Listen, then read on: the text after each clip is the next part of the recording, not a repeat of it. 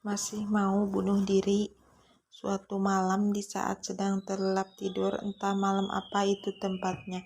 Yang pasti hari-hari itu lumayan lelah dengan rutinitas yang berhubungan dengan PR di setiap malam harinya. Tidur agak larut dan dalam hitungan menit sudah langsung terkapar, tak ingat waktu dan ganti baju, tak gosok gigi dan tak cuci kaki. Makhlukmu. Sebenarnya cerita ini terjadi waktu saya masih SMP kelas 2. Efek kecapean, tiba-tiba saya mendengar suatu tangisan menyedihkan seorang perempuan. Suaranya agak keras di telinga, lumayan mengganggu lelap tidur yang malam itu. Bulu kuduk mendadak berdiri, mata yang tadi sudah sangat rapat sontak terbuka kaget. Setahu saya, pintu kamar sudah terkunci rapat semenjak tadi saya memutuskan untuk tertidur. Suatu tangisan perempuan itu masih terdengar cukup jelas dan waktu kala itu menunjukkan pukul 1 malam. Rasanya tidak mungkin orang rumah yang malam itu menangis. Suaranya tidak terdengar seperti suara ibu, bibi, atau bahkan sepupu laki-laki saya. Lambat laun, suaranya terdengar semakin melemah dan menyayup. Tiba-tiba saja saya teringat jika suatu itu adalah tangisan kuntilanak atau hantu dan suaranya terdengar keras, berarti dia sedang berada cukup jauh dari kita. Namun jika terdengar sayup dan lemah, berarti sosok hantu itu berada sangat dekat dengan kita. Mata saya lantas melotot hampir keluar. Hah? Berarti dia sedang ada di sebelah saya ya sekarang. Rasanya mata saya hampir keluar saat tiba-tiba suatu sentuhan dingin di punggung terasa sangat nyata, membuat suasana kamar malam itu bagai di neraka. Posisi badan saya memang sudah diset untuk menghadap tembok saat tertidur tadi. Mata kembali saya tutup rapat karena agak ngeri membayangkan apa yang ada di balik punggung saya. Sesuatu menyerupai tangan masih menempel di punggung. Walau punggung saya terbalut kaos, tapi dinginnya masih bisa saya rasakan, layaknya langsung menempel di kulit.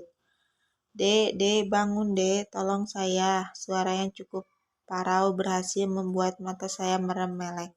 Saya bisa jamin Halintar kalah menegang jika dibanding suara parau yang manggil-manggil saya saat itu. Saya tahu kamu gak tidur, saya bukan mau mengganggu. Kembali saya dengar suara tangisan sedih. Setelah itu dengan perasaan tak karuan dan berat hati pelan saya balikan badan menghadap ke arah suatu tersebut. Astaga, di belakang saya berdiri seorang perempuan kurus memakai daster putih penuh tanah. Kulitnya pucat merata seperti memakai bedak putih sebadan-badan. Hanya ada beberapa tetesan darah di bagian mata, hidung, dan mulut. Yang menurut saya sih disitulah bagian yang mengerikan. Mulut saya menganggap menatap sosok asing yang sekarang berada tepat di depan mata saya. Dan semakin menganga lagi seketika melihat seutas tambang melihat di lehernya. Terlihat teriak-teriak dengan sangat kencang. Mungkin inilah penyebab suara menjadi parau dan lemah. Refleks saya berkata, "Kamu siapa? Mau kamu apa?" Dengan mata sedikit berkaca-kaca saking kaget bercampur takut. Dia menjawab, "Tidak perlu tahu siapa saya mau minta tolong deh, siapa tahu ada bisa bantu saya." "Sesak deh," saya sulit bernapas sambil tangannya mencengkram tambang yang melihat di leher. Suara tangisannya mulai terdengar lagi. Kali ini perasaan takut yang berubah menjadi perasaan iba dan sedikit kasihan. Sekaligus bingung, saya tidak mengerti apa yang bisa saya bantu untuk menolong dia. Saya coba takut untuk meraih tambang itu. Perasaan takut yang tadi sempat agak menggila sekejap sirna, namun apa daya, sama sekali saya tidak bisa menyentuhnya, seperti ada sesuatu hal yang menghalangi saya. Dengan berat hati saya menggelengkan kepala. "Maaf, saya tidak bisa bantu, Mbak, maaf." Kembali saya dengar dia terisik dengan suara parau yang keluar dari mulutnya. Posisi dia sekarang duduk hampir seperti bersujud dengan suara tangisan yang sudah tidak mengisak lagi, kini lebih terdengar seperti meraung. Singkat cerita, malam itu akhirnya saya memiliki teman baru karena walau saya tak bisa membantunya, tapi malam itu kami habiskan dengan duduk berdua dan berbincang. Dengan hanya memanggil Mbak dan dia memanggil saya dengan sebutan Dek. Kami bahkan tidak saling mengetahui nama kami satu sama lain. Kisahnya memang agak tragis. Akhir hidup dilalui dengan kisah yang pilu, bekerja sebagai pembantu rumah tangga pada sebuah keluarga yang dulunya tinggal tak jauh dari rumah, yang tinggal pada umum belas kasihan. Kemudian berpacaran dengan seorang laki-laki yang sering mengunjungi rumah majikannya, hingga tak sadar akhirnya kisah cinta mereka menghasilkan benih yang tak mereka harapkan. Si lelaki kabur, tinggallah dia janin dan rasa malu untuk pulang. Yang tersisa bunuh diri adalah jalan yang dipilihnya. Dia bercerita bahwa saat itu dia pikir semuanya akan tuntas dengan mati. Ternyata pikirannya salah. Dia yang telah membunuh anak yang ada di kandungannya juga membunuh dirinya sendiri. Kini menyesal atas keputusannya.